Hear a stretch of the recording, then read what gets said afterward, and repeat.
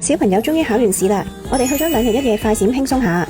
去樂園玩完就食自助晚餐，夜晚再返樂園睇表演。依家同大家睇下間酒店先，入門口右邊就係洗手間，睡房採光度十足，好舒服嘅感覺。一出酒店隔籬就係樂園啦。第一站去咗冰雪王國，大人小朋友都玩得好開心。呢個係5月全新推出嘅萌寵部落，可以近距離接觸入邊嘅小動物㗎，好得意啊！佢哋啲小動物見到人類就會好熱情咁衝過去，仲可以餵佢哋食嘢添。呢個樂園雖然唔算新，但基本嘅兒童遊戲設施都有得玩，刺激少少嘅卡丁車都有，仲有得騎馬添。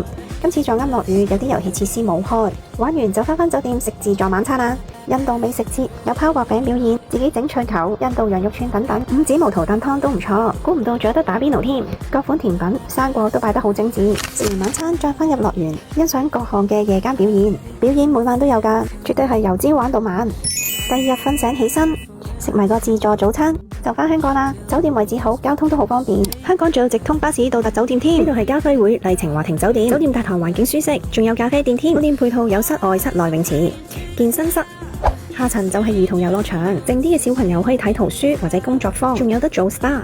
中餐同埋日式餐廳都有，真係無論食同玩配套都好齊全㗎。